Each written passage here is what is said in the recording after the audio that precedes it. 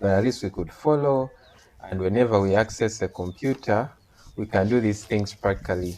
Because even in our main meetings, you notice we have very few computers that are functional in the lab. So at least let's go through this.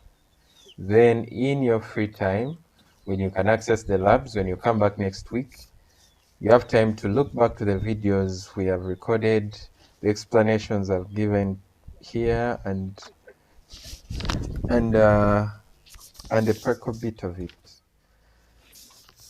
So as we mentioned at the start of the session, Microsoft Word is also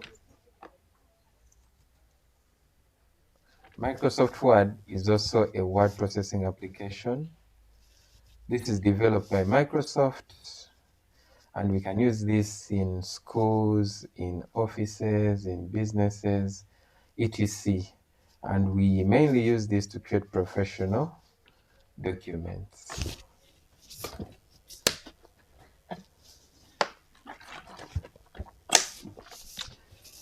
Here are some of the things we can create with Microsoft Word. We can create letters, we can create reports, we can create CVs, brochures, books, newsletters, and many other things. As long as it involves writing, typing, we can use Microsoft Word. As we said, Microsoft Word or MS Word is a word processor just like Google Docs. At least all of us, we tried working Google Docs on our phones, okay? And it was easy to work with it on the phones because it's totally free. And we do not have to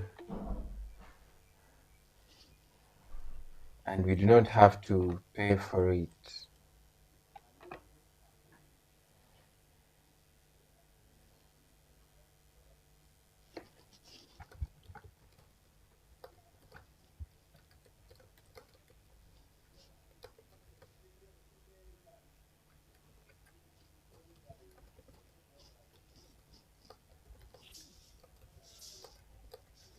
Okay, yeah.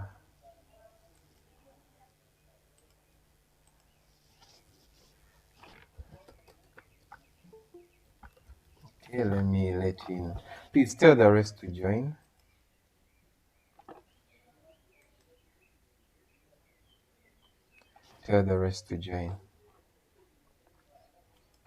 Okay, now here are some of the key features we'll identify in Microsoft Word. We can type and edit text. For example, here are some things we can do.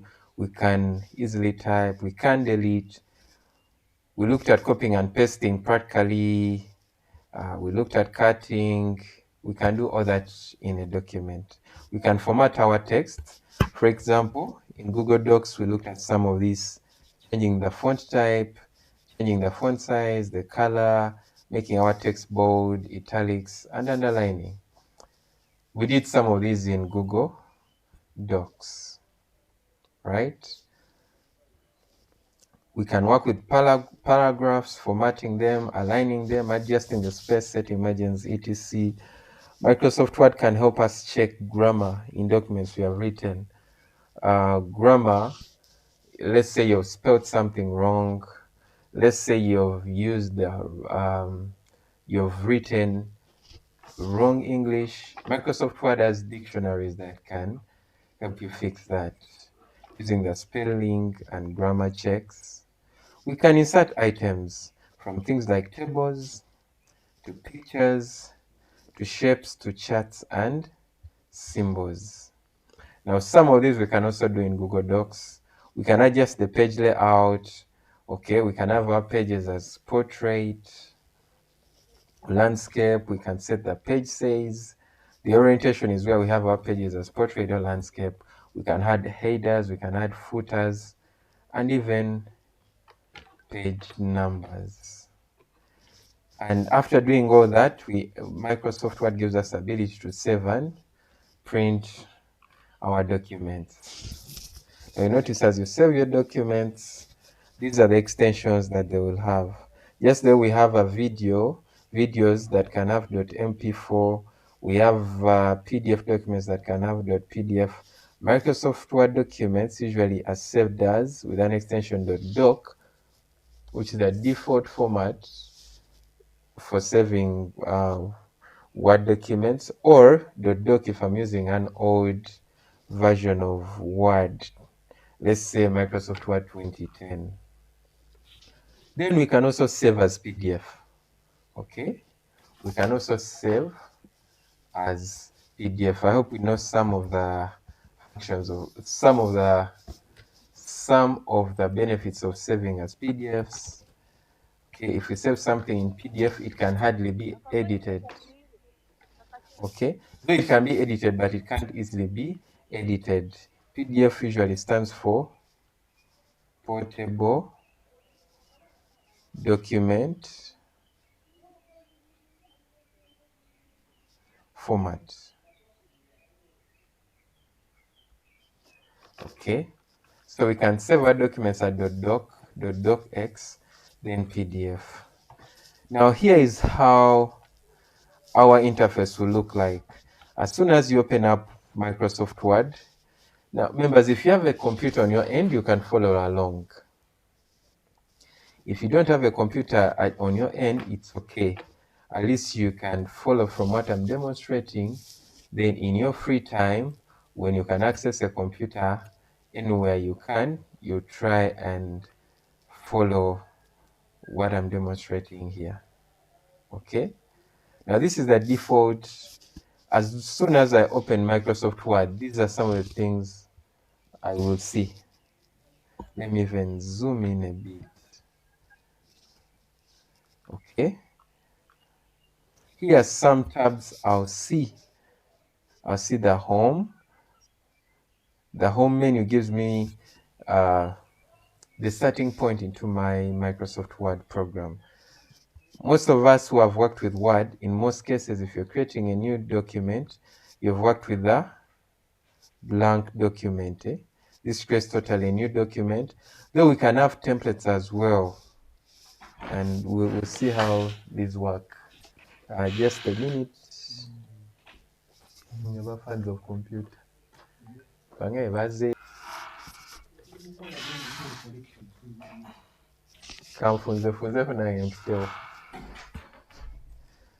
Okay, sorry members for that. I was talking to my HOD. So we are saying you can create a blank document. A blank document, for those of you who have worked with Microsoft Word, this is at least this is what most of us have always used, creating a blank document. But today I'll introduce you to templates. Okay, I introduce you to templates. Now we looked at templates. We talked about templates in Google Docs. For some of you remember, there's that option for templates, but we didn't really work with them, though we talked about them. Okay, so we'll see how they work. We'll see how they work. Okay, so after the home, we have an option for creating new. Now, in the new, actually, whenever I'm creating a new document, a new file in here, it will be better if I tap on the new. And once I tap on the new, this is the interface I'll get. If I tap on the tab that reads new. If you're following from your computer, you can follow the guidelines. If for those of you who don't have computers, you can just follow along, and when you access a computer, you can try this. So when I tap on new, okay, these are the options I'll get. Under the new tab, we are able to create new documents. The first option is always a blank document. A blank document has nothing at all. Okay, I'm going to create everything from 0. Right?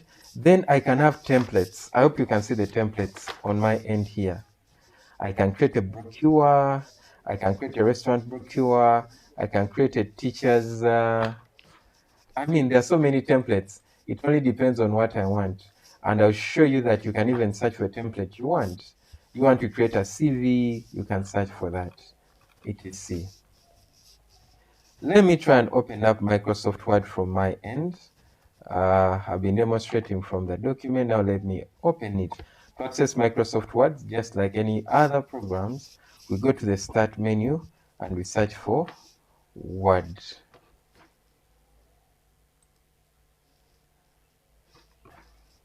Okay.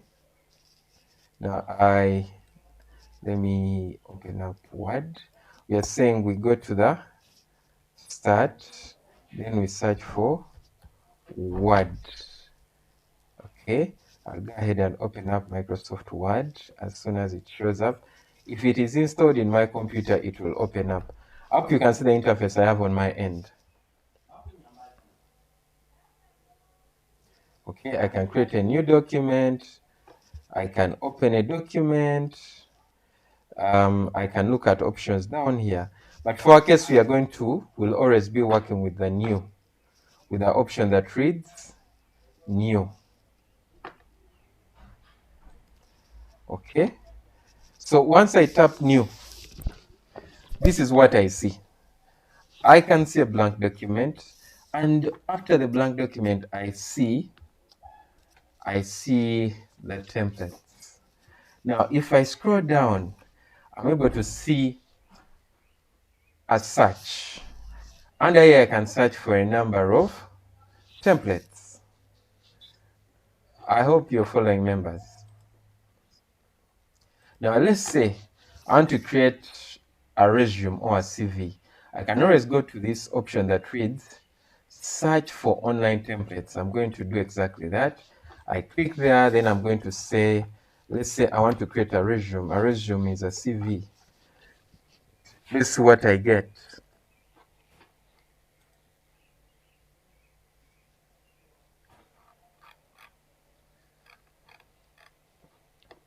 Now you notice this is what I get. Okay, I've been given a horizon of CVs.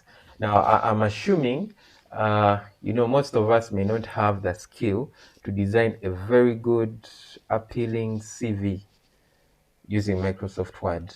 But with these templates, all I need to do is search for a template, go through the templates. Let's say, let me go through and I see if I find one attractive. Most of them are good. Okay, let's say I can say, let me choose this one that reads modern nursing resume. Now this is a template. In our previous classes, we said a template is like a frame. It's a guide.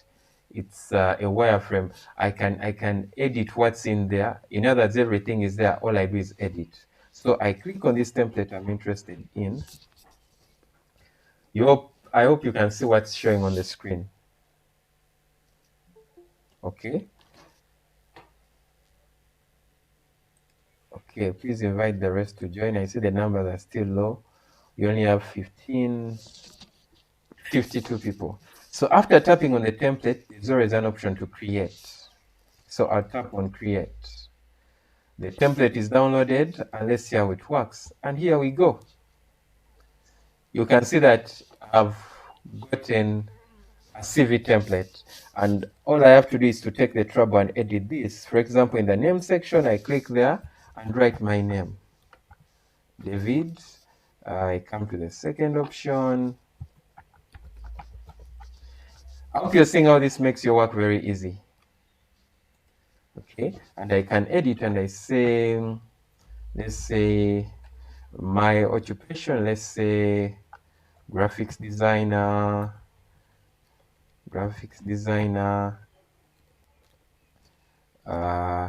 photographer,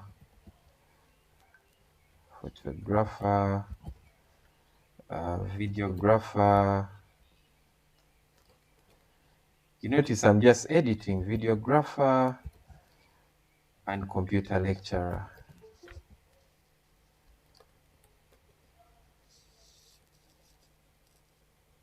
Okay, you notice all I'm doing is filling in.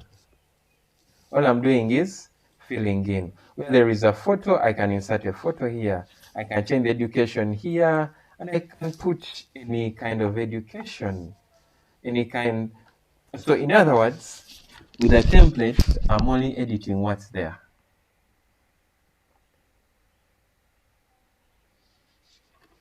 Okay.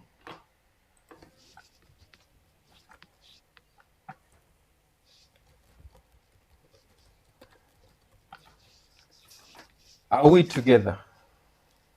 Someone in the group is saying share the notes here. I shared these notes earlier. Word process. You should look for a note that reads word processing. Mr. George Obalim, I shared these notes. Kindly check in the group. They were shared, I think, on Friday. Do you get the instance of a template? Okay. But you can share in the message area for any questions. You can raise your hand for any questions. Now, Mr. Abel Higenyi, I shared. Let me go through your messages. Chisitu Andrew, you're telling me to mute. Oh yeah, I muted. Abel, I shared the notes. Maybe let me just reshare.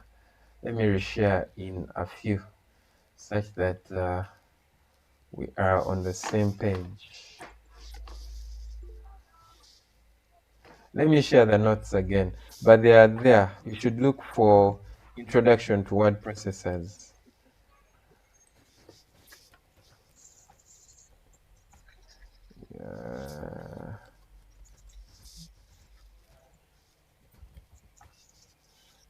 Let me share them.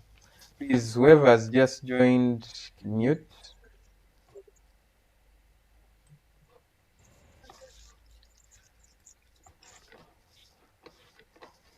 Okay, those who aren't seeing the notes, I'm resharing.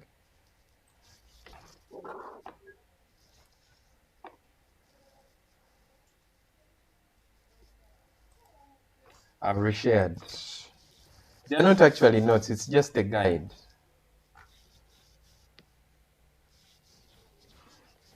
Okay, so, and once I'm done, all I do is edit. If I have a reference, I can put the reference here.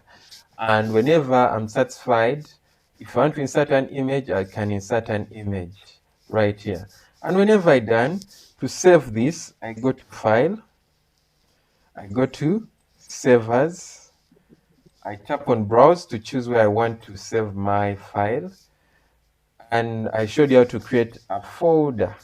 Okay, so on the right here, I'm able to see the different locations I can choose to save.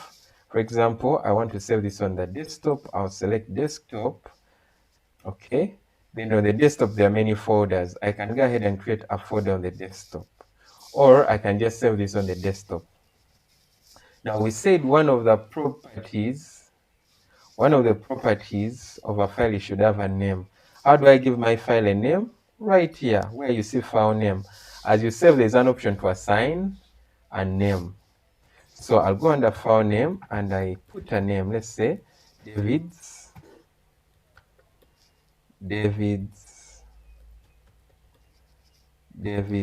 CV. And whenever I'm done with that, I say save.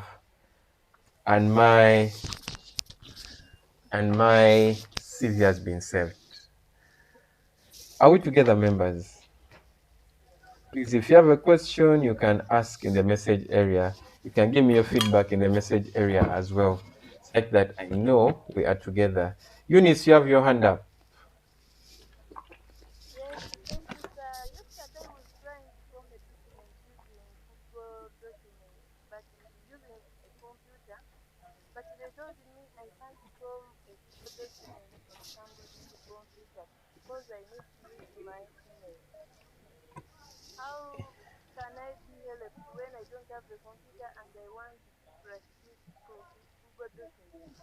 Now, this is what I mentioned. This is what I mentioned, members. And we should be very keen because it also for your safety. Whenever you want to use Google Docs on a computer, you have to first log into your Gmail in that computer. So if you aren't logged in into any account, you wouldn't be able. So, madam, it required you to first log into your Gmail in that computer. Okay? Otherwise, But if they told me that I can't log in my account when it is not in my computer. It is for private use.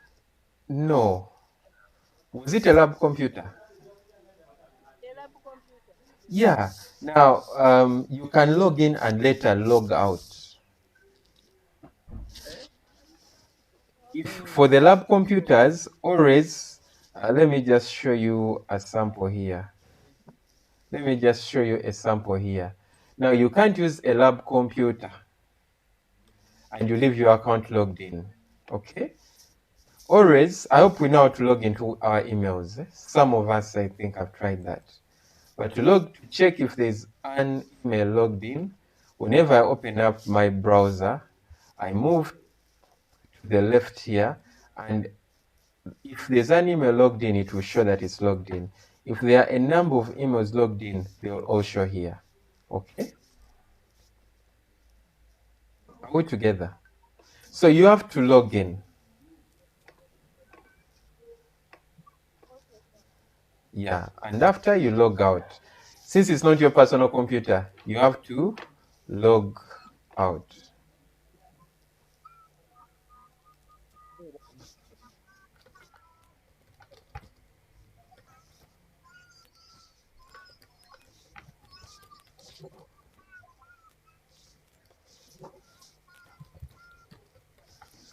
Okay, Taremwa, was that Taremwa Eunice? Yes, sir. Caroline, I see other people. Jojo ZYX. Jojo ZYX, you have your arm up. And Mwesigwa Sarah. Please, you're free to speak up. Can we start with Jojo? Can we start with Jojo? If Jojo isn't available, let's have Hamida Tashina, your hand is up as well. Okay. Now someone is saying, how do I log in? Okay, let me answer one by one. I start with, let me start. Okay, Abel Higenyu was saying I share the lecture notes. The notes, I've shared the notes in the group. Chisito says, yes, sir. Barbara says, where do I get the CV template? And now, Barbara, it seems you aren't following, but we said we get these templates as we create new files. All I do, I go to File, then I choose New. Once I choose New, there's an option to search for templates here. And you notice there are categories of different templates. Do I want templates that fall in business? Do I want templates that fall in cards, flyers, letters, etc.? So if I want CVs or resumes, I can just search for them here. In this case, I want a resume. I'll say resume, enter, and I'll get the different resumes. Barbara, I hope you're there now. Barbara Nansumba, you can give me a feedback. Yes, sir. Yes, sir. I'm there. Thank you, sir. Okay. Then Christine Namujehe. Christine Namujehe says, help me with how to log in an email in someone's computer. Now, how do we log in our emails into someone's computer safely? Let me demonstrate that. Let me just open up a browser here. Now, assuming this is my browser, okay, Christine and the rest, I hope we are together. Assuming this is my browser, one of the safety means or the safety measures, actually, let me use this other, okay, assuming I've opened up my Google Chrome, right?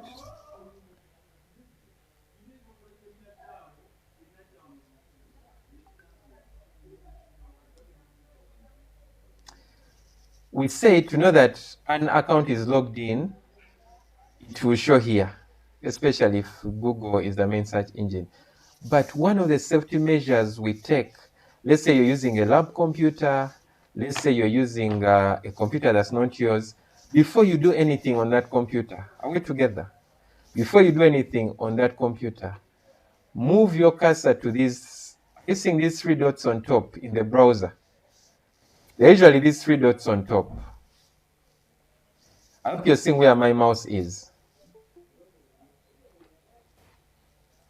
You can always give me a feedback in the message area. Tap on those three dots. Once you tap on them, look for what we call incognito mode. New incognito window. It's the third option from the top. Tap on it. Once you tap on it, let me share with you. I don't know if someone can read, but let me share with you what the incognito window does. Oh, can someone read what I have on the screen if they are seeing?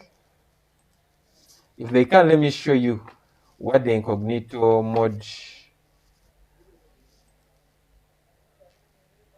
does. Let me share a template of let me share a screenshot, the screenshot of the incognito.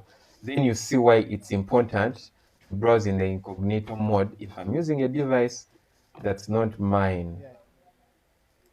Maybe I try to read. You can read if you can read for us. It's saying that others who use this device Mm, don't see your activity, mm, so you can browse more privately. mm. Then it's Okay. Okay, that's enough. That's enough. I hope we get the essence of this.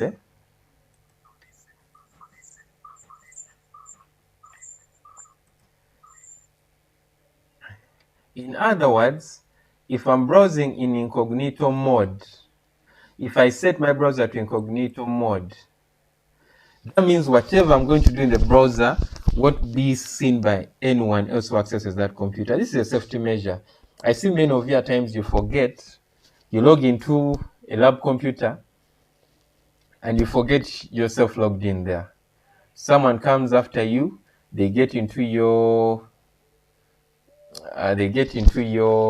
your email. Nowadays, we link our emails to our banking accounts. We link our emails to your teacher registration systems, and someone can get your information. Okay. Daniel says he's getting me clear from small gate. Okay, this is good. People attending classes in small gate now.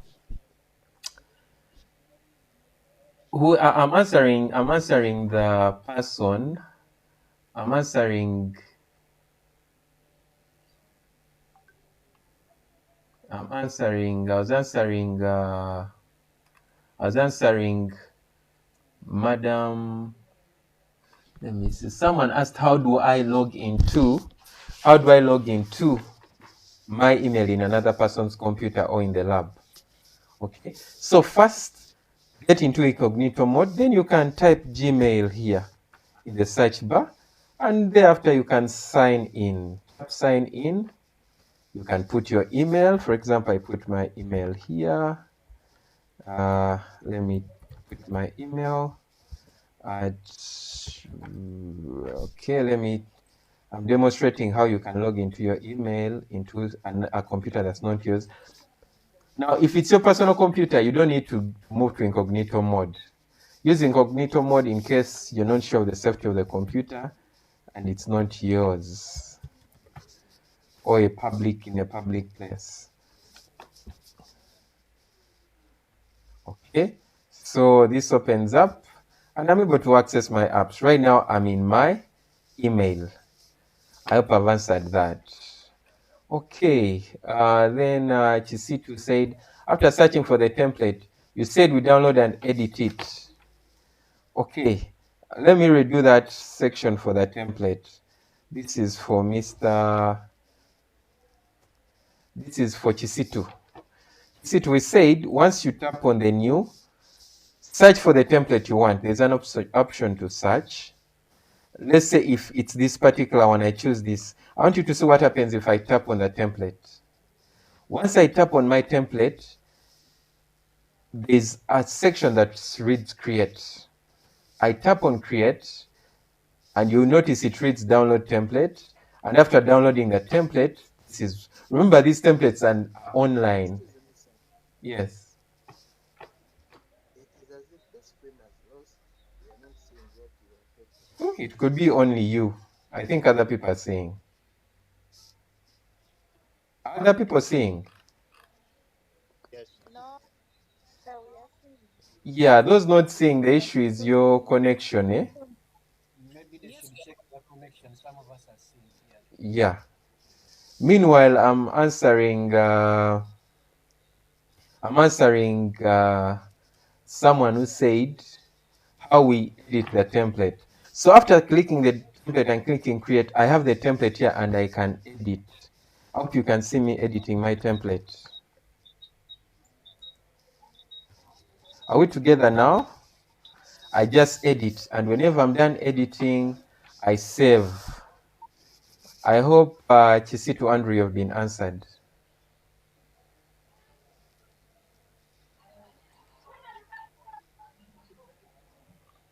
Please remember to mute your microphones.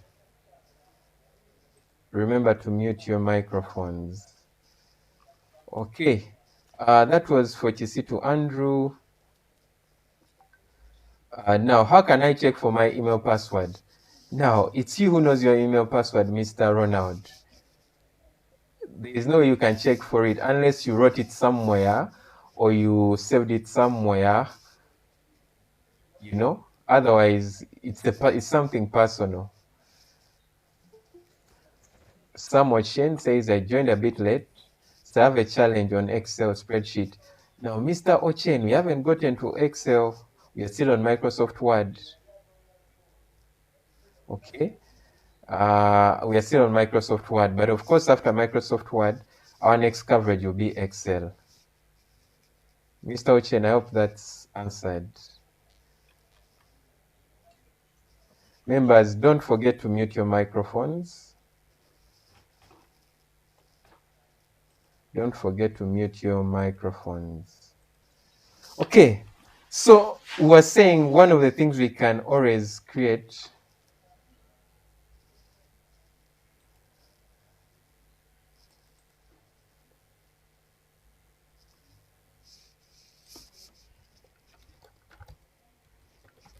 just a minute.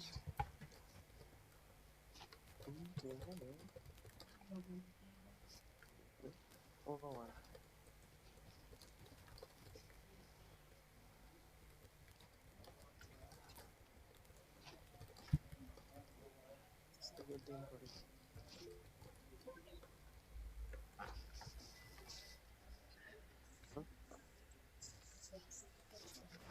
Okay, so now we are saying CVs are not the only templates. Okay, let's say I want to create, let's say, members, please. Okay, let me mute everyone. Let me just mute everyone. Now, there are so many templates we can create. You notice if I go to new, I have categories of templates. There are one templates that fall under the business category. Let's tap on business and we see what we have. You notice I'm getting things that are in line with business, okay? You notice I can create a business card. Let's say I want to create a business card. We have business cards here. Let's say, let me try and go through these templates. Assuming this is, let me see if I can get, okay, let me tap back. Let's say cards, let me tap on cards. We are going, if I tap on cards, I'm going to get templates of cards only. They could be business cards, they could be thank you cards, they could be birthday cards, anything, right? For this case, let me tap on this business card template. You notice once I tap on it, it tells me create. When I tap on create, it downloads, and here we go. You notice I may not have, if I don't have the funds to pay a professional graphics designer to design for me a business card, I can use Microsoft Word to create a business card. All I do is I edit. I come here, I change the name. Okay, I change the name.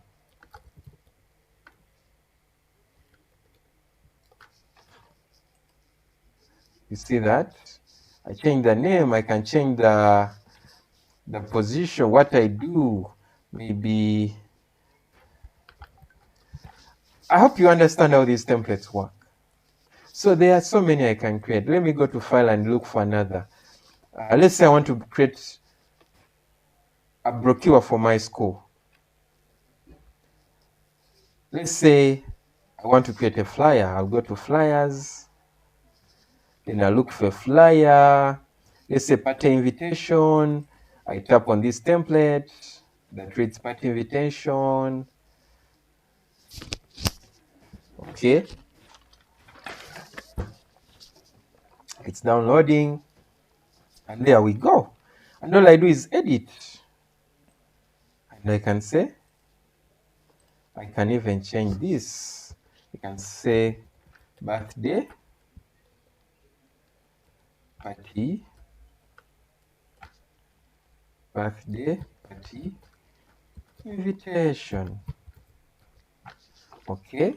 And I can change the dates, I can change the location, I can change the contacts. And after that, I go to file, I save this. I said to save. For the first time, we go to save as, we browse where we want to save this. Browsing is choosing a location you want to save this. In most cases, let's say I want to save it in the desktop, which I can easily access. For some of us, we can save this in documents. You can even create a folder and save it there. Then I tap save. Are we together? And I have created a card. I hope you see the importance.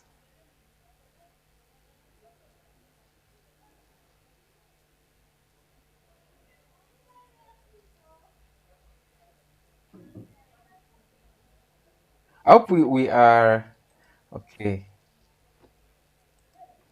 Let me read here. So Miriam, Nachi, good day. I hope you've gotten to where we get these templates. How do I use this link on another gadget? Docas Appeal. The link is in the group. The link is in the group. You just tap on it. Now, Nancha Esther says, are these cards made on phones? Yes. Do we remember that? Do you remember that in Google Docs we had templates? Does someone recall that? Now in Google Docs as well, you can go to templates. Let me just try just for demonstration purposes. Let me just try and open up Google Docs. But Google Docs has templates as well. Google Docs has templates as well. I showed you that. Just that we didn't look into them. Now, the same way those templates work. Let me see if I can open these here. The same templates we have in Google Docs, we can have them in Microsoft Word. Are we together? Get the design. Hamida says, how do I get to design a card, sir? I'm saying to design the card, go to File, go to New, then search for a card you want. Usually under Templates, there's an option to search. Just search for card. You can just type here card. And once you say card, the card options will show. Hamida, do you see that? I just select any I want. For example, if I want this, I tap on it and it opens up. I tap create.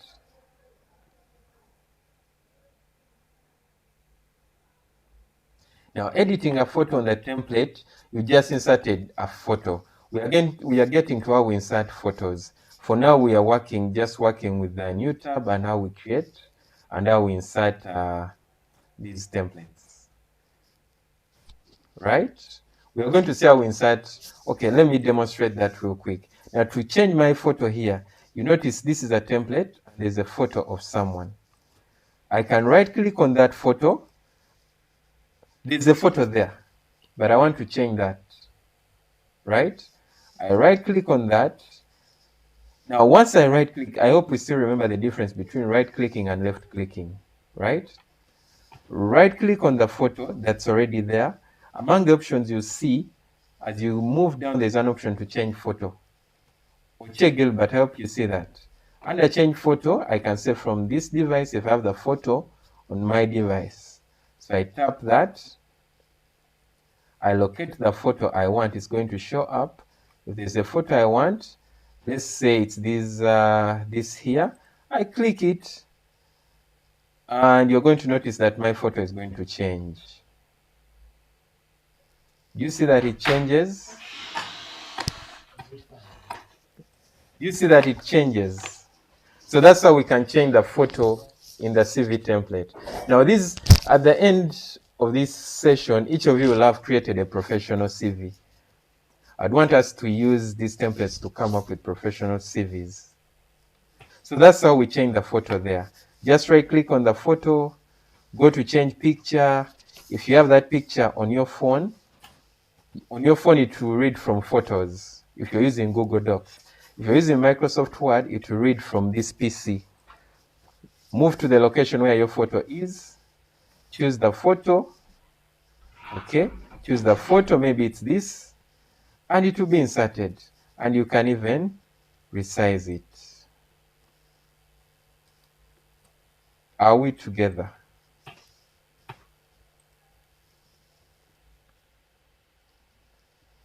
Hey Lillian, we are using Microsoft Word.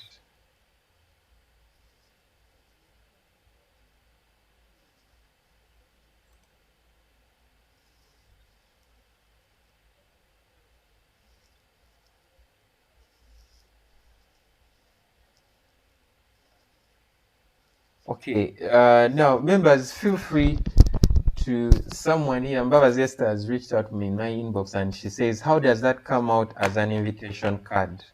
We are getting there. You can have this as a soft copy invitation card or a hard copy. Soft copy, of course, you have to print it. Mbavas, I hope you're listening because it's Mbavas who asked. If I've created my card, how do I bring it out as an invitation card?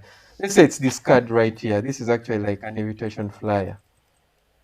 So I've created my card, I've edited it. How do I have this as a card? First, I can print it. How do I print? I'll go to File, and down here there's an option to print. I hope we are following. I go to Print, then I can print it. Now to print, I should have a printer connected on my PC. Okay, right here I can set the copies I want. If I want, maybe I'm going to send out 20 invitation cards. I set the copies to 20, then I print. But I should ensure that I have a printer connected. Babas, I hope you're answered. Taremwa says, this means if I use someone's computer, I may not be able to get a photo. Now, that means if you're using someone's computer, Eunice, you may need to transfer your photo onto that computer. And that's why we're also saying in most cases, if you can access your email, automatically, most of us set our photos to backup in our Google Docs, in our Google Photos. You can always get it from there since you've logged into your email via someone's computer. Oche Gilbert says, can you design a banner using Microsoft Word? Now, banners are large format documents. Microsoft Word can't be able to design those. To design banners, we use a software called Illustrator. If you're interested in learning how to design banners, how to do graphics design, you can always reach out. Those are things I do. Yeah, but to design banners, we use Illustrator. Ochi, I hope we are together. to design. Now, this I'm showing you is to help us design simple cards, simple flyers. But if you want something very professional, you can always hire a graphics designer and we do this for you. But there are cases where you don't have the funds to hire a graphics designer. You can always use these templates to save you the expenses. Now the screen isn't off, Miss Madam Nancha. The issue could be your internet. Richard says, how can I transfer my photo into the lab computer? Now there are two ways you can do that. You can either move your photo via your email, you drop it into your email on your phone, then you open your email on on the PC, in the lab PC, or you can use a USB cable. You just plug a USB cable onto the lab computer, then you can be able to access the files on your phone. You look for the photo and you drop it there. Richard Okumu. Now, I think with the online method, many people can speak out and ask compared to the physical. In the physical, you people are usually quiet. It's very few ask questions. Yet these questions are very important. But on the online, I'm seeing people are asking. Actually, several more people are asking than usual, which is a good sign. Okay, so we started with templates, right? We said there are so many kinds of templates. There are so many. There are so many. For example, if I want to write a quick letter, I can search for letter here. I can search for letter here. And you notice the letters are here. Let's say I'm someone who forgot how letters should be written. There are all letters here. Do I want a business letter? Do I want a cover letter? All these kinds. And these are professional letters. Let me tap on this. You see, I have a professional letter here. And all I'm going to do is edit. I put my name here, I change the date, I put the addresses, and the English is very okay. I can just change a bit of this. I hope you see how templates make our work so easy. Miriam Nachigude says, will you have an opportunity to study Illustrator? Now Illustrator is advanced graphics. We don't study it in this class. But I said if you're interested in learning graphics, learning how to design flyers, photography, videography, you can always reach out because those are things maybe I can teach you as a short course, etc. Doreen Bavidia says, can I find a wedding budget templates in Excel? Now, when we get to Excel, we shall see that. Doreen, when we get to Excel, we shall see that. Right now, we are in Microsoft Word. Okay?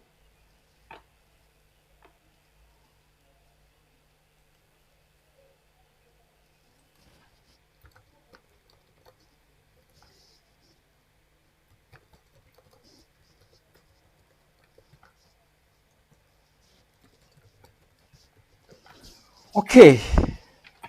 I think we have really understood how templates work, right? Are there any more questions on templates? Now we are saying these templates can also be found in Google Docs. This is how Google Docs, on your computer, this is how my Google Docs looks like. Eh?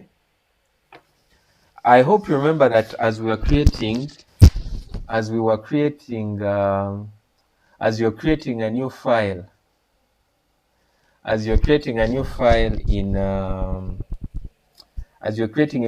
in Google Docs, I hope you remember the options we saw. There's an option for new document and template. I want you to take the trouble later today and you try and go through Google Docs templates. Eh? Did you hear that? I want you guys, when you get time after this class, you try and go through the Google Docs templates. You create some CVs, you create some of these things. and you see the power of Google Docs. Someone says, Kyle Lillian, is the short course free of charge? Well, it's not really free because it's a skill, but you can reach out. If you're interested, you can reach out and we discuss.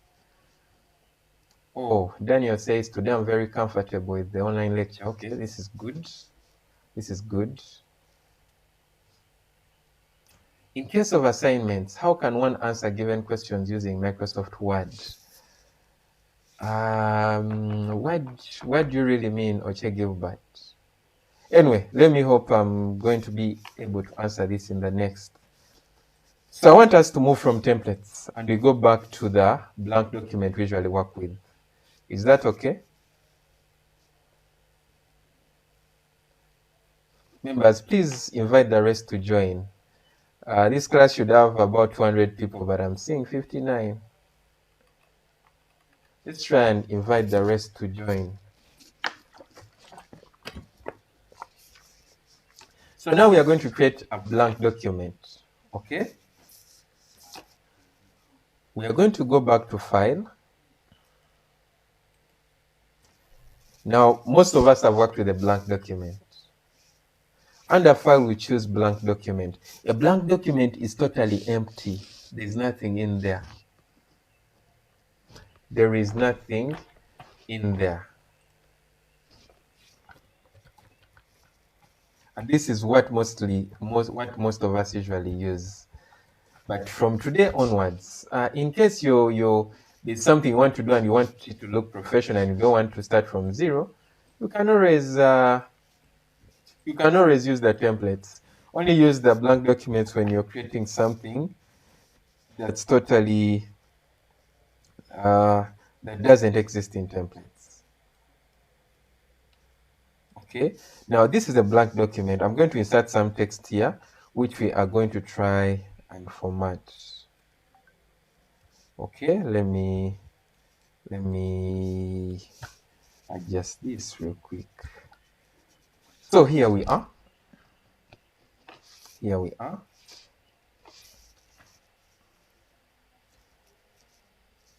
So we have the basic menus, those that we saw in Microsoft, in Google Docs. For example, of course, to make changes to anything in Microsoft Word, I have to select it. How do I select? I use my mouse. I can click at the start of that sentence or what I want to select, then I move to the left or to the right. I'll have selected. Here is another shortcut. If I double click, I select a word. Do you see that? If you double click quickly, you select a word. If you triple click in a paragraph, you select the whole paragraph. Triple clicking is clicking 3 times. Did we get that?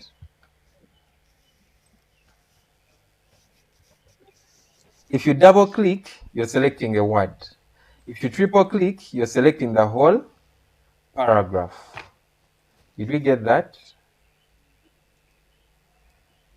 Are we together on that? This is what will, let me write that down. We are saying double clicking in a word, double clicking, this selects a word. Triple clicking selects a sentence or paragraph. Are we together? Okay, that's a shortcut I usually want you to use. So we are saying to make any changes, to something in Microsoft Word, you have to highlight it or select it. So if I want to make changes to this heading, I triple click to select the whole sentence, right? Then I can come and make some changes. For example, changing the font size is this option here. And the shortcut to change the font size, once I hover my mouse there, reads. Oh, Daniel Orek asks, left or right? Daniel, we said whenever we say click, we are talking about left clicking. Whenever we just say click, we are talking about left clicking. Daniel, is that clear? Whenever we just say click, we are talking about left clicking. For right clicking, we're always very specific. We say right. Yes. Okay, Chisitu says, okay, Chisitu says he has tried working with templates on his Google Docs and it's working. That's perfect. Mwesigwa says you can't see well. Let me try and zoom in, Madam Mwesigwa. Okay, so we are saying with triple click, we can change the font type here. You did this in Google Docs, we can as well change this here. For example, I select that, then I can change the font size here. You notice on whichever menu I tap, on whichever option I tap, the shortcuts are shown. Okay, so I can change my font size here. Now, whenever you get to a computer, you should be able to do that. Then these two options, we have an A with an arrow pointing up and an A with an arrow pointing down. These also are used to increase and decrease the font size. The A with an arrow pointing up increases the font size. The A with an arrow pointing down decreases the font size. Chisitu Andrew, you have a question. Your hand is up. You can please give your submission. Okay, sir. Now, here where you're increasing the font size, Mm. when you want to make it beyond 72, what can you do? There is a feature says that beyond 70. Okay, How can you adjust it? let's try that. Now, Chisitu, if you have you notice the largest number is 72, right? But if I want something beyond 72, I can click in that space. I delete what's there, and I write the number I want. If I want my font size to be 200, I type there 200 and I press enter. Did you see that? So you can write the units you want. If I want 20, I select and put it there. Yeah, Oche Gilbert says he faced a challenge in putting the logo. We are going to get there. We are going to get there, Chisit. We have not yet started inserting things. Okay? So we select, we can increase the font size, we can reduce the font size, we can make it bold, we can unbold it, italics, all these options we have seen in Google Docs. We can underline, we can strike through. If I'm working with formulas, I can have a superscript and a subscript there. I can add, these are usually called text effects. This A that has some bluish around it. I can select a text effect of my choice. For example, if I want that, I can use that. Okay. So you can work with text effects. You can okay,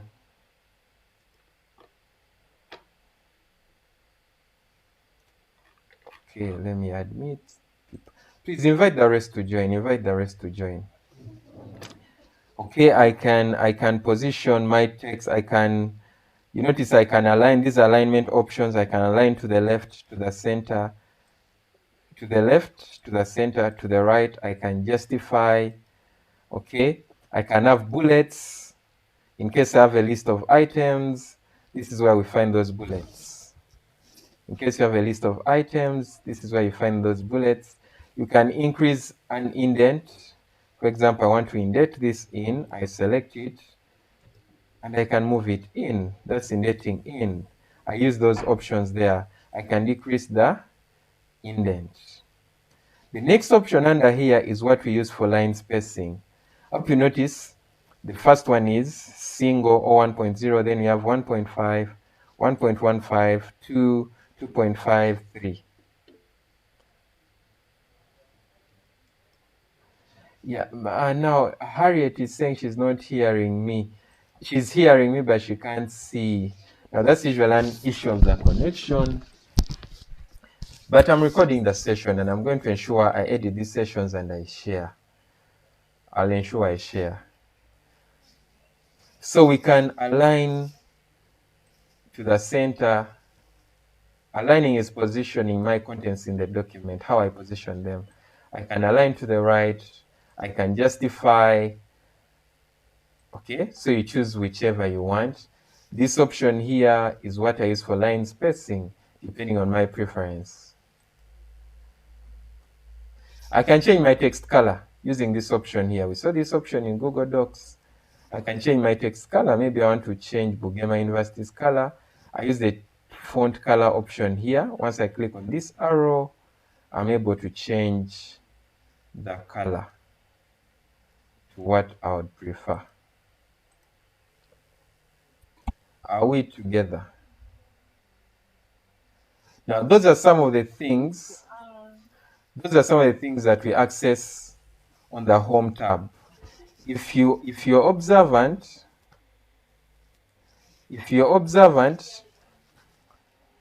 please let's mute.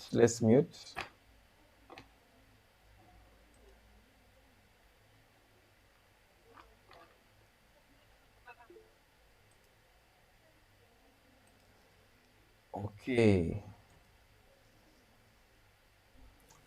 Where can I? Yeah, I'm going to share these recordings. I'm going to try. If not today, I'll share them tomorrow. There have been several, so I have to edit them a bit. Then I share. That's Hamida was asking about that. Now, if you're observant,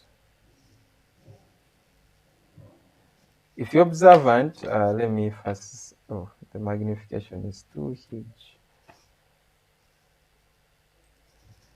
If you're observant, Microsoft Word has a number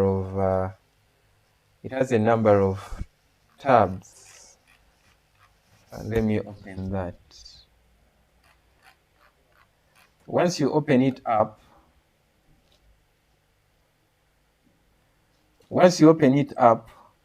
it has a number of tabs. Okay, now those tabs make up what we call the command. Actually, they make up what we call the ribbon. We have the Home tab, we have the Insert. The Home is what you have been looking at. We use this for the basic formattings, bolding, font size, etc. The Insert menu is what we use to insert things like images, things like the Hamida, I've said I'll share the recordings. I've not yet shared them. I've seen your question. I'll share the recordings. And I'm saying I'll share them today or tomorrow. So we have been looking at the Home tab. We'll move to the Insert tab where we see how we insert things like tables, things like images, etc. We have the Draw tab. In case you want to draw, now this could be good for teachers who demonstrate, maybe teaching people how to write, students how to write, drawing things, etc. This draw option gives you an ability to draw. We have the design tab, we have the layout tab, we have references, etc. So there are many tabs. And that's the difference between Microsoft Word and Google Docs. Microsoft Word is a little more detailed. So I've been at the Home tab. I want us to move to the Insert. Now, under the Insert, these are some of the things I will see.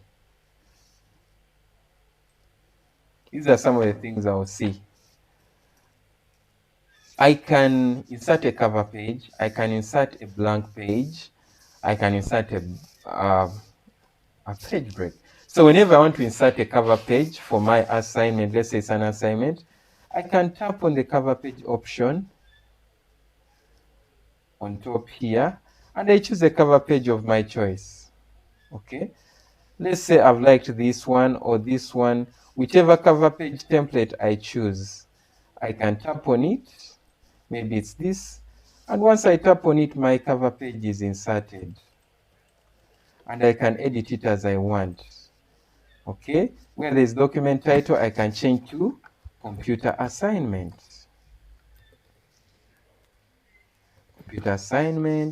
Then the subtitle, I can change submitted. by David, and I just change like that. And I've added a cover page to my document. As simple as that. Are we together? If I want to add a page, let's say I want to add a page after here. I can add a page by going to insert. Under insert, I tap on blank page and I'll have inserted a page. Okay. After the page options, we have what we call the table. If I want to insert tables in my, if I want to insert tables in my,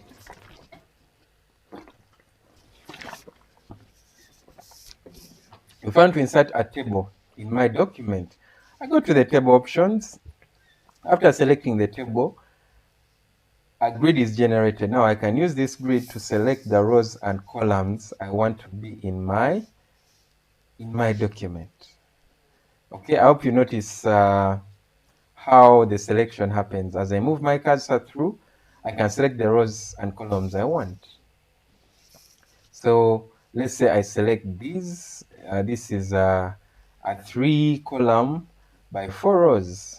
Once I click, my table is inserted.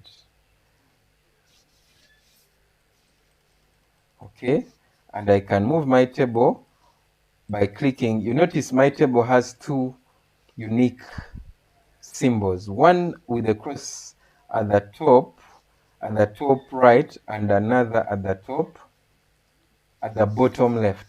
Now the one at the top right, I use this to position my table. All I do is click into it, I don't release, then I move.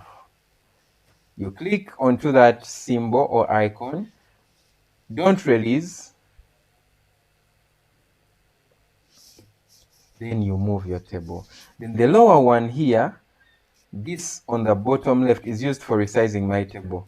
Hope you can see, once I click there and I don't release, I'm resizing my table.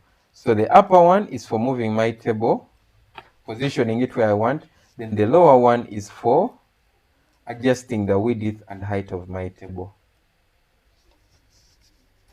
Richard Okumu says, what is the use of mailing in the insert? We can insert a mailing list. Okay, we are getting there. We are getting there. We have looked at pages. We have looked at how we insert a table. Now a table, I can insert what I want here. I can say maybe this column will have names. This column will have gender. This column will have maybe nationality.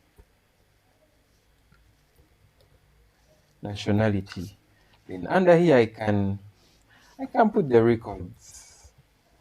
Okay, I can fill in just like that. It's not very hard to work with the tables. I want us to move to pictures. Okay, Chisitu says, how can I add rows and columns? Now to add a row to a table, let me even zoom in. To add a row or column to a table,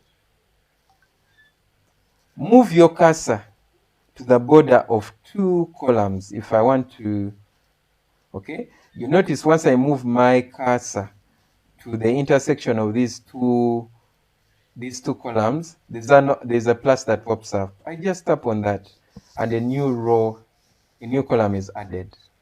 The same happens to the columns. I just move my cursor or my mouse to the intersection of 2 rows.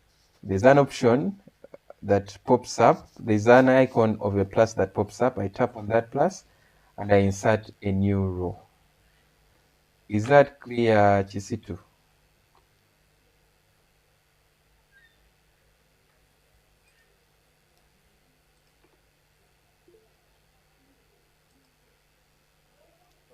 zoomed, so I've not seen the added column and row. Okay, I'm redoing this. Move your cursor to the intersection of 2. Now I want to insert my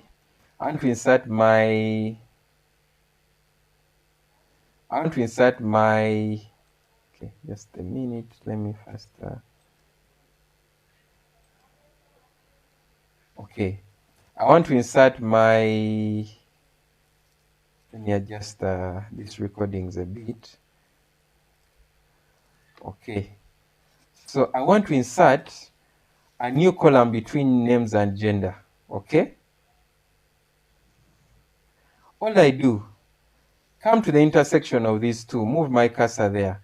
You notice once I move my cursor to the top of the intersection, a symbol that reads a plus symbol pops up. I tap on that, and I hope you have seen the new column that has been added.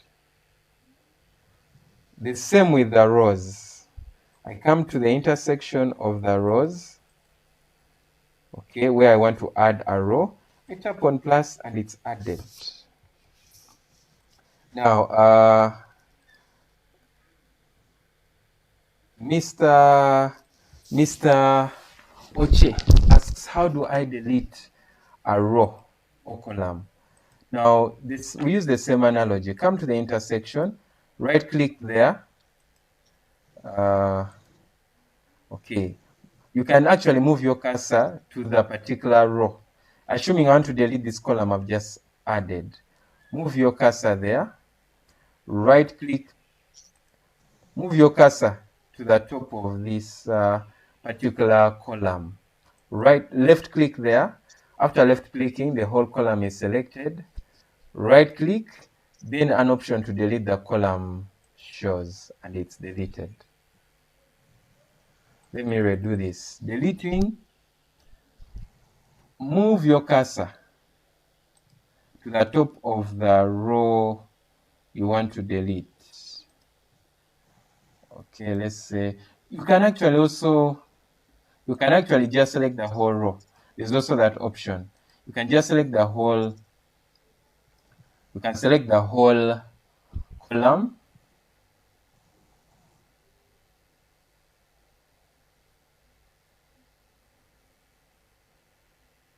Right click on the column, then tap on delete column. And the column or row will be deleted. Mr. Niwampaire Julius says, I'm at home in Tinder. Please, as before the lesson ends, talk about watermarks and text direction. Yes, we are going to talk about watermarks. Thank you.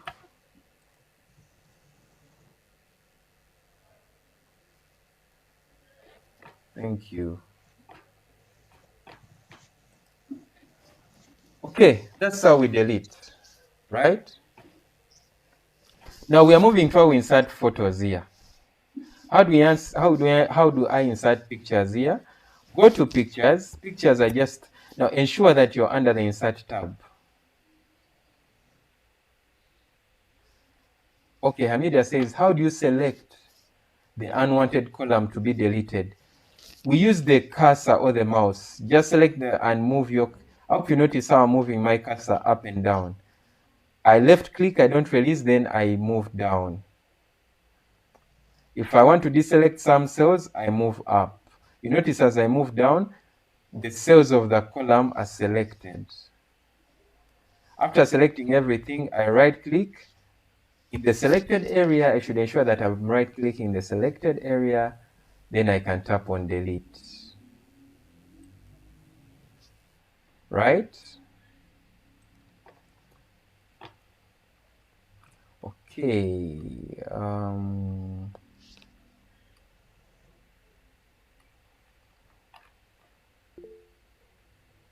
Yeah, we are moving to the watermarks, members. We are not yet there.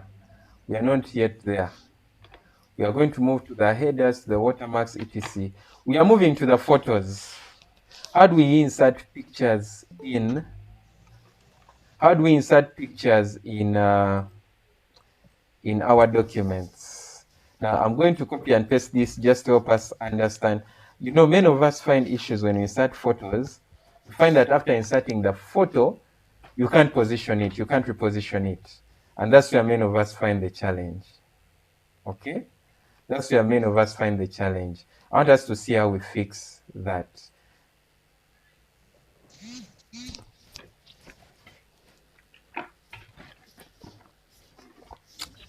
So, assuming I want to insert a photo here, I move my cursor there. right? I'll go to pictures. Now, once I go to pictures, good enough you did this on Google Docs. The setting doesn't change much. If the photo is on my computer, it will show this PC. So I'll click on this PC. Then I look for a photo I may want. Now let me look for a photo. Okay, let me say it's this photo here. I open this photo, insert, and it's going to insert. You notice my photo has been inserted. I hope we cannot see it. Now the problem comes that you notice even though I drag this photo, I can't reposition it. It can't move. Now that's a challenge many of us face. Now how do I smoothly work with the photo and it doesn't distort my text? To work with photos easily, we use what we call the wrapping options. In other words, how does my photo easily work around with text? So this is what we do. Right click on your photo, right click in your photo. Are we together? Move to wrapping text options, wrap text. In other words, we are choosing how does our text wrap around the selected objects, around objects that are next to it. How do they move around our photo? Now we have a number of options. We can have square, we can have tight, we can have through, we can have top and bottom, we can have behind. If I say behind, my photo is pushed to the back. In front, my photo is brought to the top. Let's choose tight and we see how it looks. So with tight, you notice I can resize my photo very easily. I can even move it around. You notice how it gets flexible. So usually, to easily work with my photos in my text, adjust the wrapping options. Tap on the image, go to wrap text options and choose any option of your choice. Is that clear? You can say square, you can say tight, you can say through, you can say top and bottom. If I say top and bottom, text can only be on top of my image or below. Are we together? If I say tight, texts and my images can be exactly in the same line. Are we together?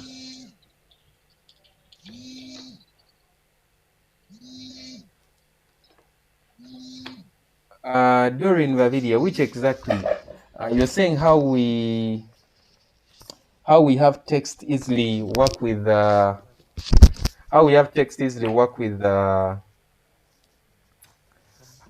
with our font. We are saying right click on the image. After selecting the image, members remember to mute. Okay, I think I could.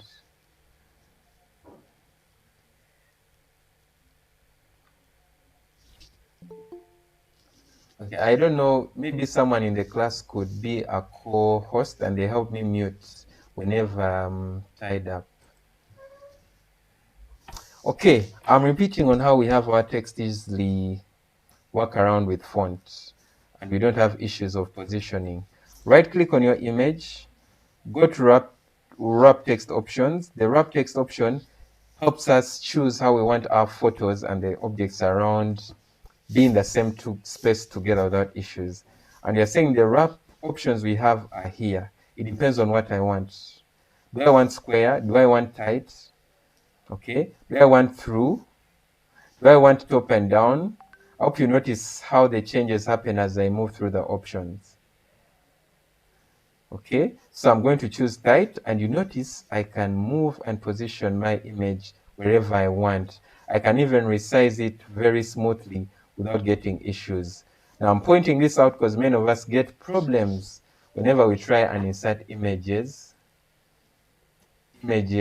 in our documents. Are we together? Now, once I've selected my photo, there are even image formatting options. I can give my image a border. I can give it some effects, etc. I'll let you explore this in your free time. We are not going to go through the effects. These are listings I want you to explore. Okay?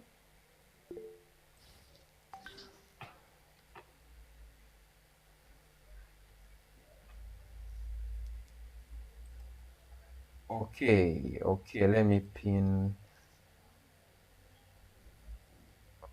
Okay, I think we shall be using this same link any other time we are to meet. So let me pin it at the top. Okay, let me go through the chat. We see, okay, Doreen got it. I think Mwesigwa, we are there as well now. Okay, we are still under the insert. Now, after that, yes, in Google Docs, you can try and perform this, please. You can. Richard was asking, can you do the same on a phone? In Google Docs, you can. And if you also have a Microsoft Word paid version in your phone, you can do this smoothly. So we have looked at photos. After photos, we can insert shapes. I may need to have shapes in my document to demonstrate a few things, right?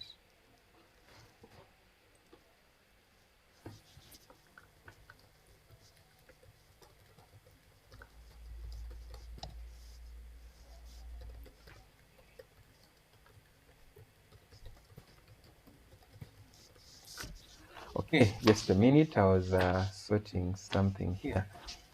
Okay, so we have looked at photos, we have looked at tables, we have looked at cover pages, we have looked at blank pages. I want us to move to shapes. Now, shapes are items we can use for a number of things. I can use them to create a design. I can use them to position items. I can use them to create layouts.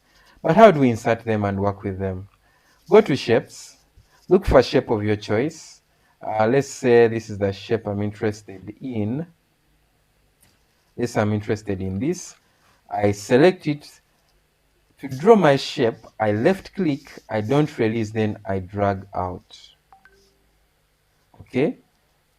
Now to have the dimensions, you notice as I do that, I haven't released my left click, right? I haven't released. Once I release my image, my shape will be inserted. But you notice still as I draw, my shape is losing dimension. It's not in perfect dimension. So to have it in perfect dimensions, always as you draw your shape, press the shift key. Okay, you notice the difference that happens as I draw with my shift pressed. Without the shift, I hope you see. Okay, my shape is out of the perfect dimensions. But if I press shift, if it's a circle, it stays as a perfect circle. So I've drawn my shape. And once I draw my shape will have properties. It has what we call the fill color, the color inside my shape, and it also has the outline color. I can change those colors by clicking on these options. The shape fill, if I click on the shape fill, I can change the color just like that. If I want to change the shape outline, I can click on the shape outline. I change the color. Okay. I change the color and I can also change the weight. The weight is how thick is my outline. Let's say I change it to about 4.5. Do you see that? Do you see that? So my shape can have a lot of properties. Below the shape outline, I have shape effects. Do I want to add a shadow to my shape? Do I want to, so I can do a lot with my shape. It depends on what I want. It really depends on what I want. Do I want to have it as a 3D model? Okay. Do I want it to have a reflection? So it all comes down to how much you want to explore and what you want. And to reposition this, I just click on it. Don't forget to press your shift key to keep the shape in its right dimensions. To reposition it, left click in the shape, don't release, and move. Left click inside the shape, don't release, and move it as you'd want. That's how we work with shapes. Now, I hope you get time and Doreen says, do you press the shift key when you have not released the left click? Yes, yes, yes. Oche says, I repeat for shapes. Let me redo shapes. I'm saying to insert a shape. Click on the shapes option. Choose a shape of your choice. Let's say it's this. Left click, don't release, drag out.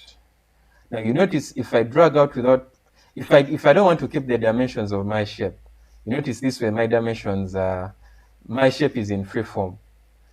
Okay? That way I'm just left clicking without releasing. But if I want my shape to keep its perfect dimensions, I press shift as I drag out or in. You notice when my shift is pressed, my shape is in perfect form. It keeps its original dimensions. And you're saying once we draw our shape, we have options. We have options of what we can set. We can have the shape fill. The shape fill is the color in our shape. We can have the shape outline, which is the outline or the borders of my shape. Okay. And under the shape outline, the number of things we can do. We can set that, we can change the shape border to something like that. Then we can change the shape thick, the shape weight to something like that. And I hope you see how I'm trying to restyle my shape. You can work with shape effects to give your shape a particular look. You need to give time and to this, and you try and explore. Those are shapes. We are still under the insert. I want us to move to the smart art. Now the smart art, okay, we have a few minutes to finish up. Smart art. Now this is something you'll find very, very helpful as teachers. Oh, Hamida, let me first answer Hamida. Hamida says, where do I get the shape effect? Now, if I double click in my shape, the shape effect will show at the bottom here, just below the outline. Just double click in your shape, the shape effects will show. Okay, let's move to smart art. Now, smart art is something as teachers you need a lot for demonstration. Okay, let's say I'm a science teacher and I want to draw a life cycle of something. I can always get these life cycles in the smart art option. For example, if I go to cycle, this is under smart art. You notice I have cycles I can use to represent, let's say, life cycle of something. Let me choose the first option here. Okay, let me drag this. Okay, let me just create some pages. Okay, we are working with smart art. Okay, let me delete this. So we are saying we go to smart art. Then we are going to cycle. You know that smart art has a number of diagrams that you can work with. It could be a list. Do I want to work with a list? Do I want to create a diagram that represents a process? Okay, let's say I want to create a diagram that shows the life cycle. I don't know if in science you still teach the life cycle of insects, life cycle of, let's say, cycle of diarrhea, such things. I can use these options here. I go to cycle, I choose this, I choose any option, and notice I have a cycle. Let's say it's a life cycle of an insect. I can say it starts with eggs. After eggs, what do we have? Larva, pupa. I don't remember these things. Larva. Then after the larva, what do you have? Pupa. Pupa. Then after the pupa, what's there? Adult. Adult. Okay, now you notice I have a whole life cycle. If there's an item I don't need in the life cycle, I click on it, then I delete. You see how easy it makes your work? If I want to insert, let's say my cycle has 3 items, and I want to add a third one. All I do, a fourth one, I click, and on top here, there's an option to add shape. If I tap on add shape, an extra item is added, and I can name it. Okay? Let's say I'm a mathematician. By the way, you can also change the colors of these. Let's take another scenario. You're a mathematician, and you want to work with Venn diagrams. You can go through these options and you see if there's an option for a Venn diagram. The same, the relationships. You notice in the relationships, I can have a Venn diagram right here. And I say, okay, and I have a Venn diagram. Okay. I hope you see how this makes your work so easy than having to create everything from scratch. C, then in the middle here, I can have A, B, etc. So under Smart Art, there's a lot we can do. There is a lot we can do. You just have, let's say I want to design the leadership structure of my school. I can use such a hierarchy. I can go to hierarchy diagrams and I have a whole hierarchy. Maybe at the top we have the director. Maybe here I have the HM.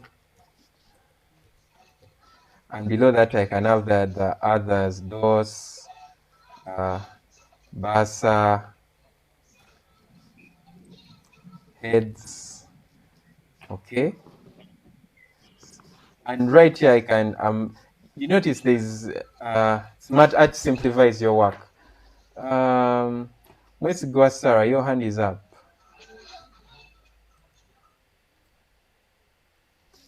Let's go, Sarah, your hand is up. Okori Alex, your hand is up as well.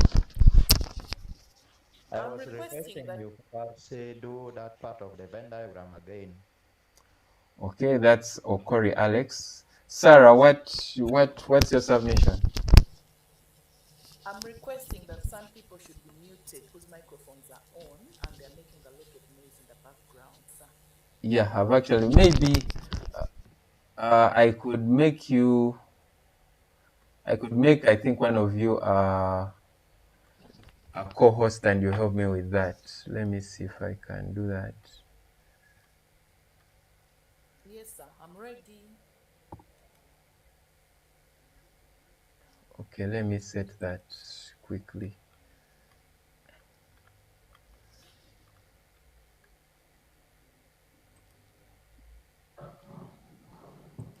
Okay, just a minute.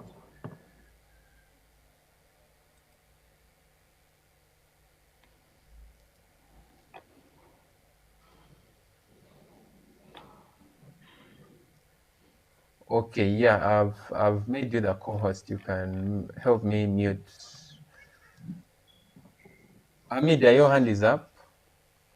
Yes, sir. Thank you so much. Yes. But how can I add another blank page in case that one is filled? A blank page. Yes. Now, this is where we started. We said to add a blank page, you go to insert, and among the first options on the insert, there's cover page, and the next option reads blank page. You just tap on that, and the blank page is inserted. I've done it, but it's again bringing the same work on the new blank page. Now that means, now what you do, move to the end of your, you can also move to the end of your document, then you press enter. It will generate a blank page, an empty one. Unless you've been copying and pasting just. I got it. Thank you, sir. Okay. So Alex had asked again on the Venn diagram, right? Let me get to Alex. So Alex, was it Alex? Yes, yes, So Alex. we are saying to get Venn diagrams, we go to Smart Art, and we can get to Venn diagrams under relationships. Okay, once I go to under relationships, I'm able to locate Venn diagrams right here. I tap on them, I say okay, and I have my Venn diagrams, and I can edit as I wish. For now, I can say that's Venn diagram A, that's B, that's C. Other things I can edit as I want. I can use, you can adjust as you would wish. But it's as simple as that. If you want to add, let's say you want to have 2 Venn diagrams, you can delete one and you stay with 2. If you want to add another Venn diagram, there's an option here to add shape. Add shape, and you can have as many Venn diagrams as you want. Are we together? Yes, sir. Okay, our time is running out. A screenshot. I hope we have worked with screenshots on our smartphones, right? We can also work with screenshots on our computers. You notice among the options, the insert options, we have the screenshot option. Once I tap on screenshot, I'm able to screenshot an area on my screen. So you can always go to screenshot, choose screen clipping, and you can clip an area on your screen. Okay, I right click, I select the area I want to be inserted as a screenshot. Once I release, that area is added as an image into my document.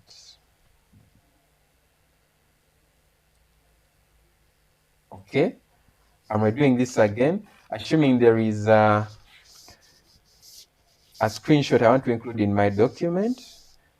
I go to insert, I choose screenshot, choose screen recording. Now the screen clipping will minimize Microsoft Word and reveal any program that's underneath it. So the program that's underneath Microsoft Word, let's say it's Google Meet. I'll select Google Meet, I highlight, and there we go. I have a clipping of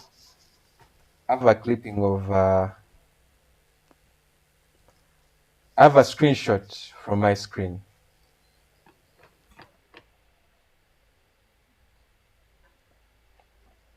Okay. Talemwa says, can I write those letters representing the Venn diagram? Yes, you can. You can. I think I'll have to demonstrate that. You can.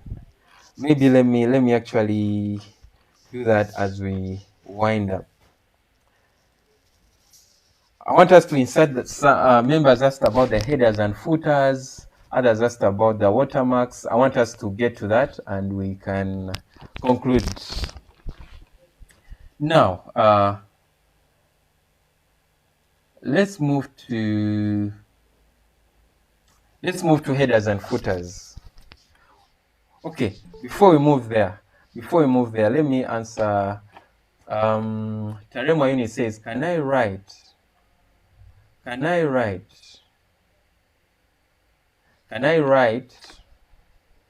these names of the Venn diagrams outside the Venn diagram? Yes, it's possible. How do I do that? Usually you have what we call a text box. Text boxes enable us locate or put our text wherever we want. Okay, some people want to join. Let me add these members. Okay, so how do I position, let's say, the name of the Venn diagram outside the shape? I'll locate text box. Text boxes usually appear on top here. Then I'll choose. Once I click text boxes, they'll give me a number of text boxes, but I want to draw my own text box. So I'll choose that option for draw text box. I go to where I want to have it, maybe here, and I can write here Venn diagram.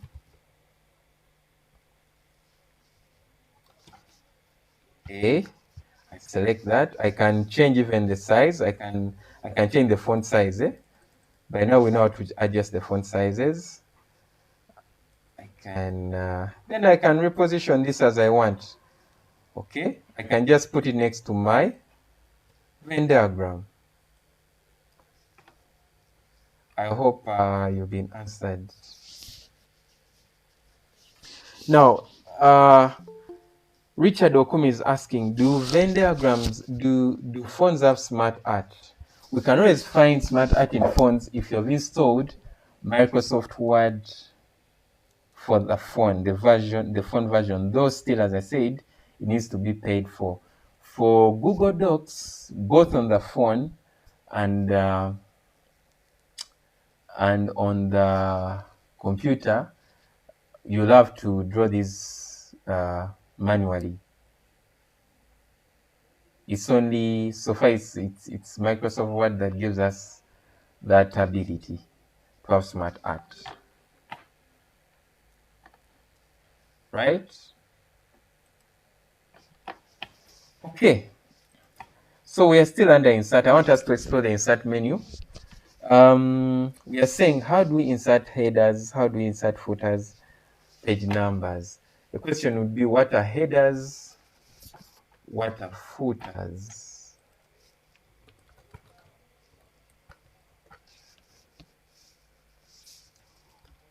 What are headers? What's a footer?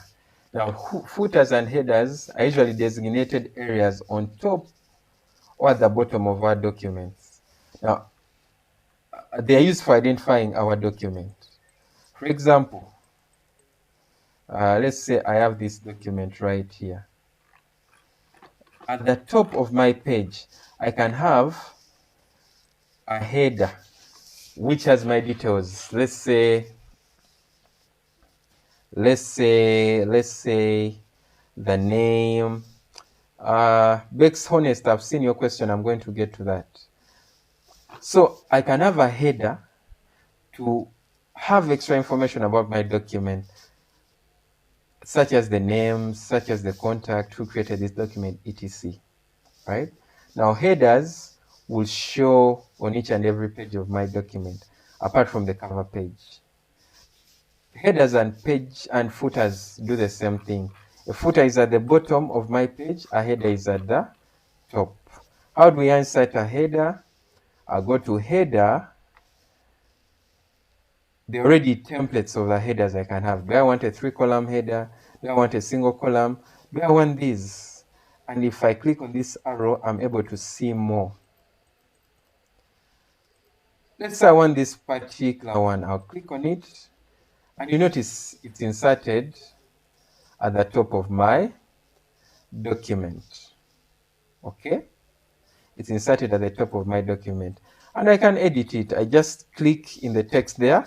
I delete what's there, and I can write what I want. Maybe David. If it's an assignment, I can put my name, and I put my registration number, or even the date.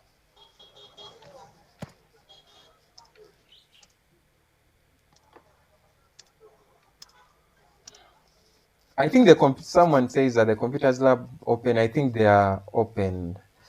So that's a header. Now you notice once I'm in the header, oh, okay. People attending while traveling. This is interesting. We can see you, Patrice.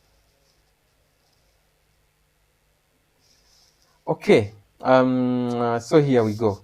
We are saying once your header is active, you can't edit any other part of the document. And this is, for some of us who are newbies to computing, this can disturb at times. Okay. So how do I move from my header mode back to the text view, to the main document? All I do is move my mouse to the main area and I double click there. If I want to edit my header, I do the same. I double click in my header. I edit. If I want to switch back to the main document, I double click in my main document. Okay. Chisitu says, how do I remove the header in case I had inserted it there? Let's see how we can remove it there. So if I double click in my header, I can manually delete it. Okay? I can manually delete it by deleting the things in there. Or I can go to, now this is how we can easily remove it. Select the header, go to headers and footers, and below that menu there's an option to remove header. That will remove your header or footer. You see, to help your question has been answered.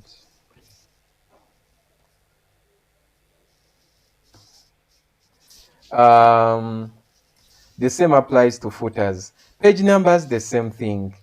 Of course, it's important that these documents are numbered.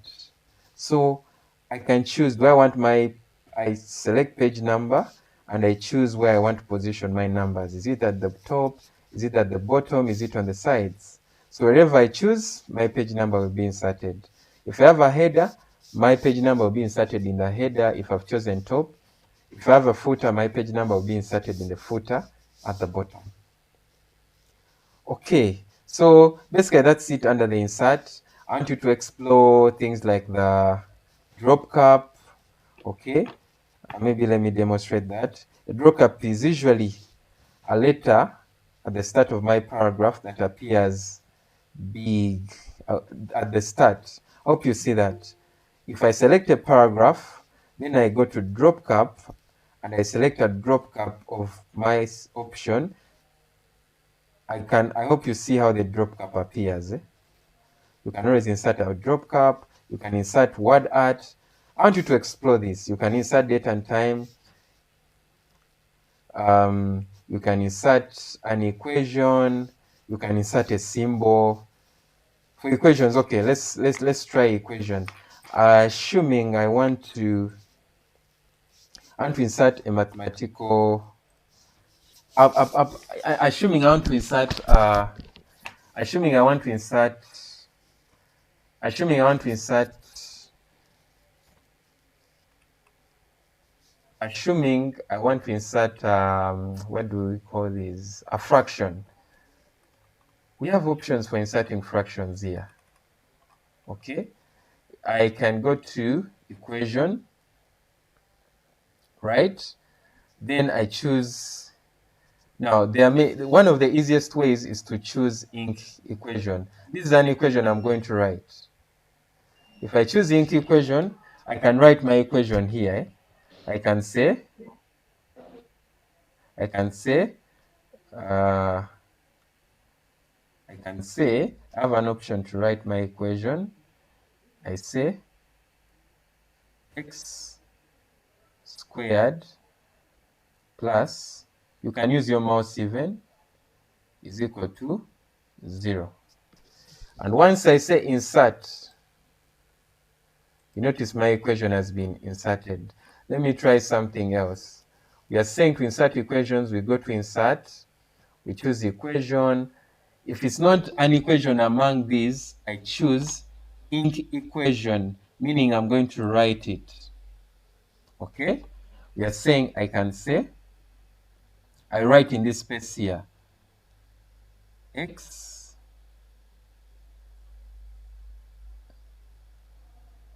then I can say squared plus 1 over x is equal to 0. And once I say insert, my equation is inserted. I hope you see how it gets very easy to insert these equations. Okay, you don't have to worry if you're doing math. You don't have to worry, how am I going to draw these equations, etc. Are we together?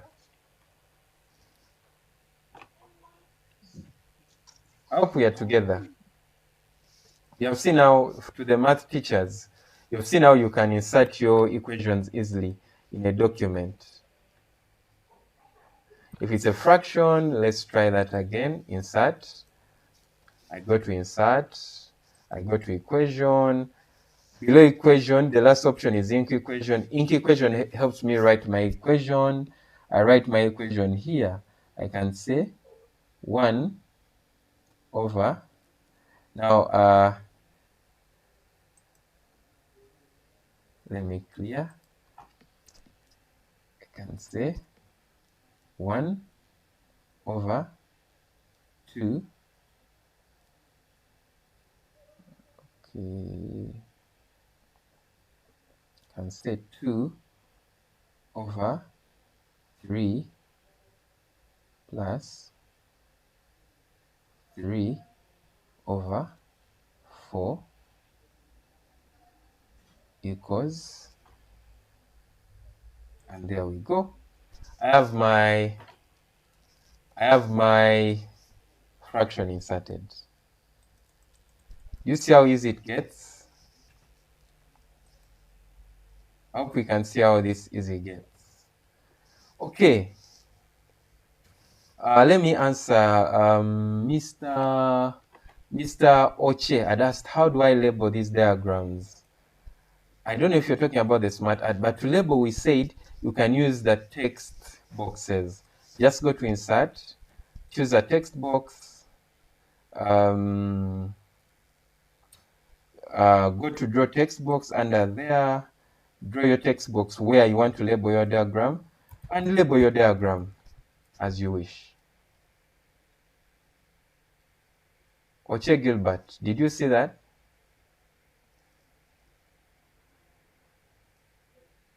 Oh, Bex, yes, Bex Honest. Let me check the question. Bex had asked, we are going to move to a watermark, then we finish today's section. But let me first look for, Bex, what was your question kindly? I'm trying to go through the messages. And I see what the question was. Okay, how can I make the Venn diagrams colorless? Now here we go. Remember we said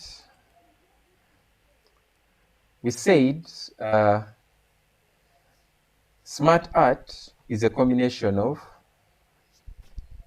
diagrams, different shapes. So I can double click on a shape, look for its properties, and I can change the color. Okay, you notice I have an option for outlining. This is for Bex Honest. So you can change what you want. You just tap on click color and you can change how you want this to appear. Bex Honest, I think you saw that.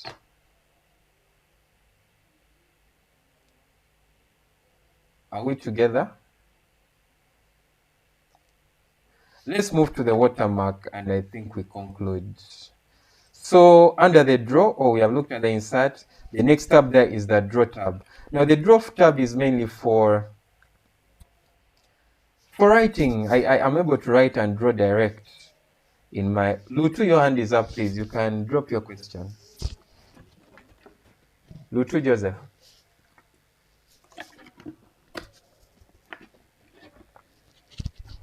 Lutu, I can't hear you. Your hand is up, please. You can talk to us. You can unmute and talk to us.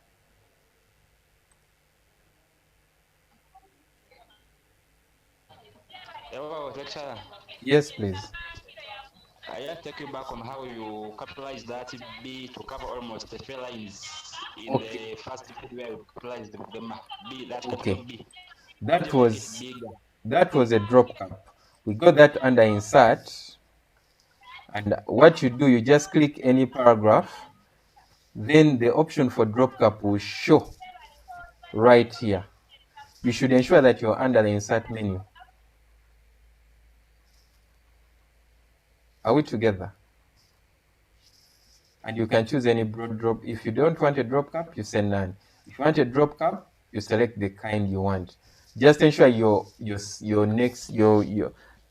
you've selected or moved your cursor to the paragraph you want. We have said the draw tab would be very good for someone who has a light pen. It becomes very, very easy.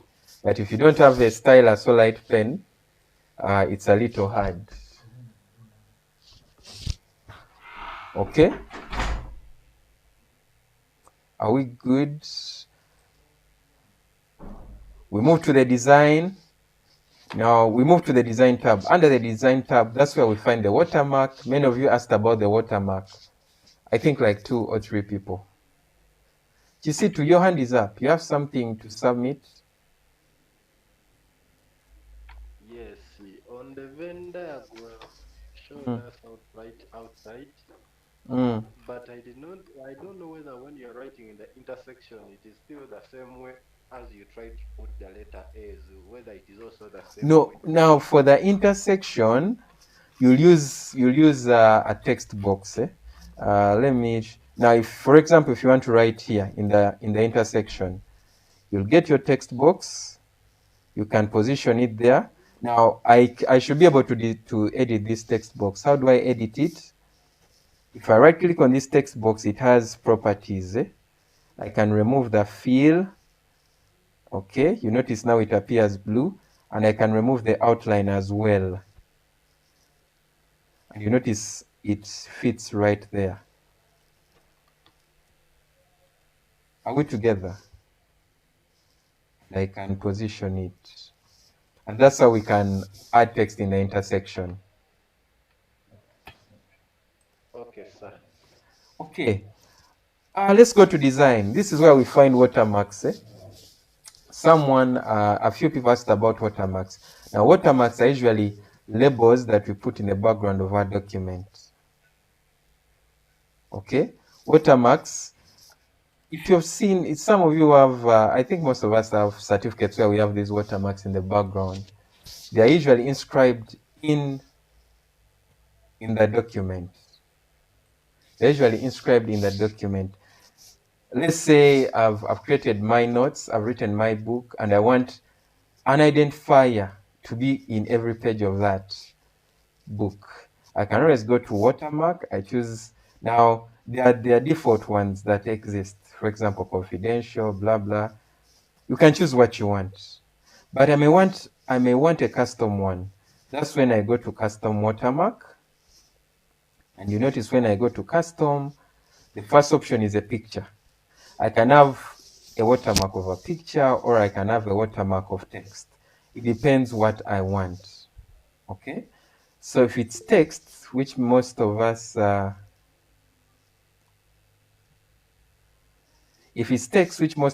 work with, once I choose text, there's a default text there that reads ASP. I can change that, and I say maybe David's notes,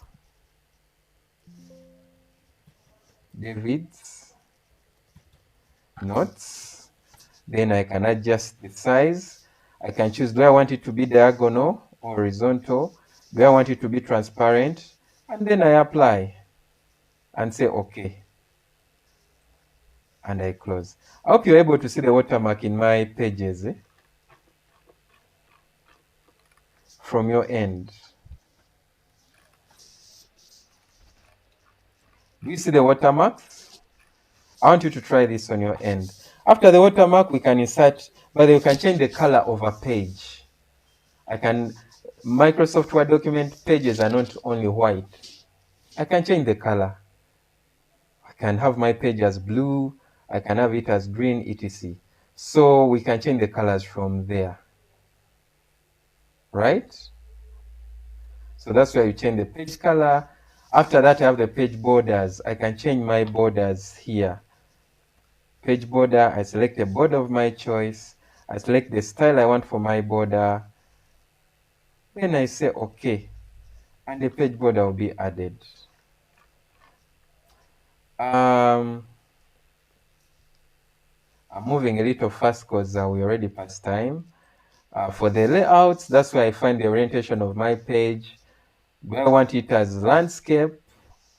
Okay, landscape or portrait. Let's see the differences. If I choose portrait, that's how my pages will be. If I choose landscape, that's how my pages will be. I'd want you to explore some of these. Those are around. I think the computer labs are open. You can access. Those who are not around and you have access to a computer, you can try. The rest of us who can't access computers, the recordings are going to be available, at least whenever we access a computer, even when we are done with our sessions, we can. Are there any questions as we...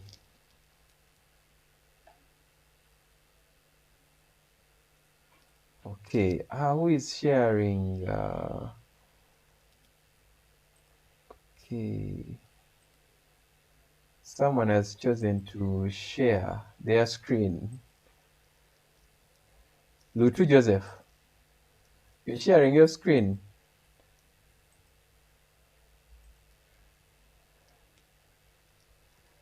Okay. Okay. Yes, are there any questions as I want us to wind up? We have been here for over 2 hours and a half. Please, Oche, don't present. I'm seeing people are trying to...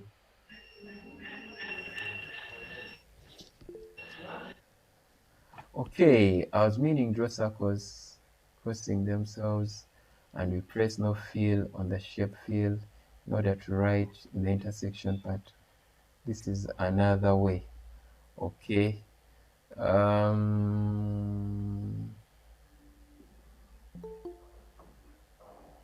Oh, yes, Christine, your hand is up. Okay.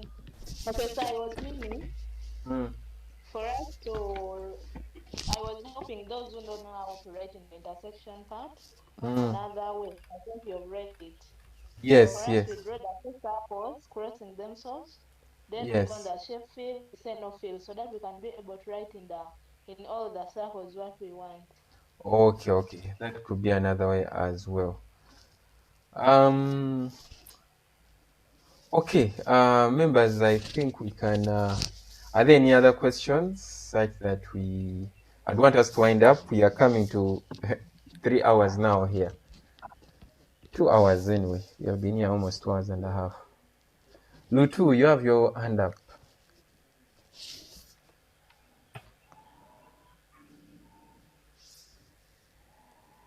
Yes, Mr. Lutu, your hand is up. You can talk to us.